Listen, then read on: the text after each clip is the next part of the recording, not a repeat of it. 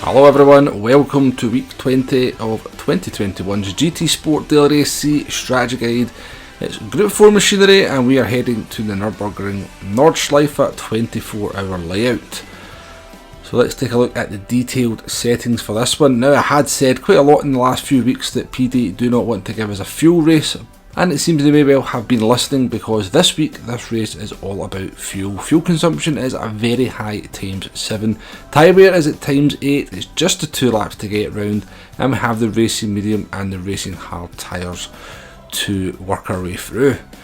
So we are visiting the Nurburgring Nordschliefe, the 24-hour layout, a track that is adored and loved by many people out there, but it does have its detractors. Not everyone is a big fan of it. A lot of people see the actual Nordschliefe part of the track as very unsuitable for racing on. It is very narrow, it's very difficult to overtake once you get onto the Nordschliefe part of the track, but it's definitely a challenge, so let's get on with the strategy. Now, I'm going to have to apologise straight up here that this strategy guide is going to be a little bit more bare bones than what I normally do. Time was of the essence. I spent a whole lot of time doing the previous video, the Group 4 fuel video, which, to be honest with you, is kind of apt for this race, because as we said, this race is all about fuel. You are going to be looking for a car that is strong on fuel from the Group 4 category. It can do a little bit of fuel saving, because there's not really any car out there that is going to be able to do the 2 laps without any kind of fuel saving, just through fuel efficiency. Now, if you did watch that video, then you will know that we discovered that the Mazda Atenza is the best car out there for fuel, both in terms of efficiency and when it comes to fuel saving. So I thought I would head out in the Mazda Atenza and see if it was possible to negotiate this race without having to refuel.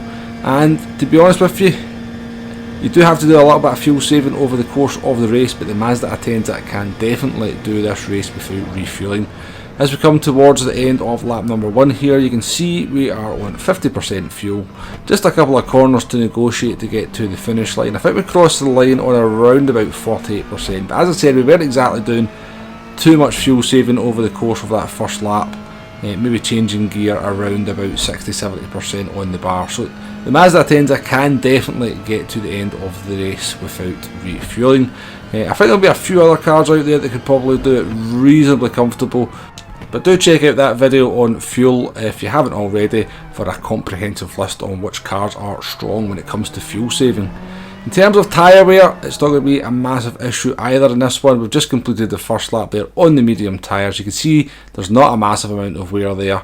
If there is kind of some option to maybe do this race without stopping at all using the medium tyres, it will definitely be possible to do that. Hard tyres is obviously going to be even easier.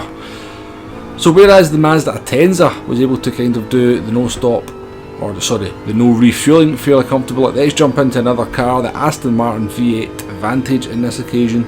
As you can see, even though we were doing some fuel saving over the course of the lap, as we crossed the finish line to complete a lap, we are down to 39%. So that means that the Aston Martin during the pit stop is going to have to take on around about 20% of fuel. So let's do some pit stop comparisons and see what the difference is between adding around about 20% of fuel versus adding no fuel. So on the main screen we are doing a pit stop without taking any fuel on, we're just going to change the tyres, and in the insert screen we are going to take on 19% of fuel along with a fresh set of tyres.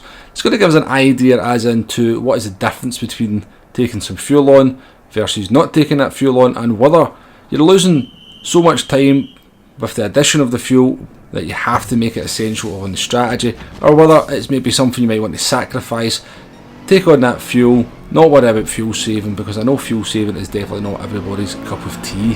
Now, the pit loss without taking any fuel is 24.7 seconds, and roughly for every 5% of fuel you're going to add about 1 second onto the duration of your pit stop. So the difference between the two stops we've just done there on screen was around about 4.8 seconds. It's not a dramatic difference, I must admit. I thought the difference would be a little bit more than that, to be perfectly honest with you.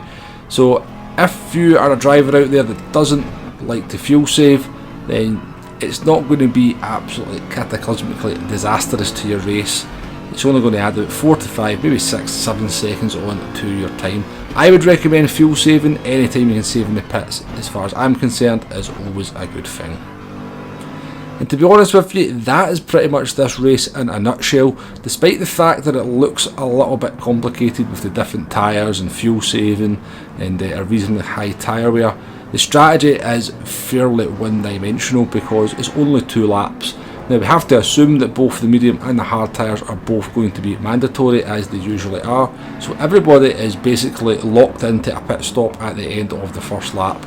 It's just whether you're going to be taking fuel on or whether you're not going to take fuel on. As I said, I would recommend always saving the fuel. The less fuel you can take on, the shorter the pit stop you can make is always going to be the stronger option. Now this is one of these races where there is that opportunity where a lot of players, maybe in the lower classes, just don't think about fuel saving. Once you get onto that Nordschleife part of the track, it's very likely you're going to be stuck behind the car in front of you unless they make a mistake. You use that opportunity to save the fuel, you can be rest assured that a lot of drivers around you won't be saving the fuel, and then you can start jumping people during the pit stop. In terms of starting tyres, there's going to be probably, I didn't actually test it, but I'm going to imagine the medium tyres going to at least go about 10 seconds a lap faster than the hard tyres. So if you're at the front and you can exploit that medium tyre pace, I would recommend starting on the medium tyres. If you're towards the middle of the grid or the rear, be starting on those hard tyres. Very, very difficult to overtake on the Nordschleife. You're going to get caught up in incidents, you're going to get held up, so don't waste the mediums on that first lap. Start on the hard tyres, save that fuel, and then survive. And that is pretty much this one in a nutshell.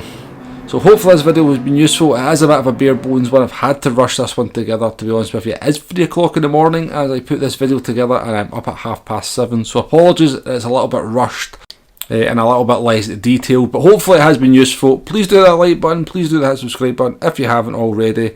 Do check out that fuel video in regards to the sort of ranking of cars in terms of fuel efficiency and fuel saving in Group 4. There's also a video on the channel about how to fuel save.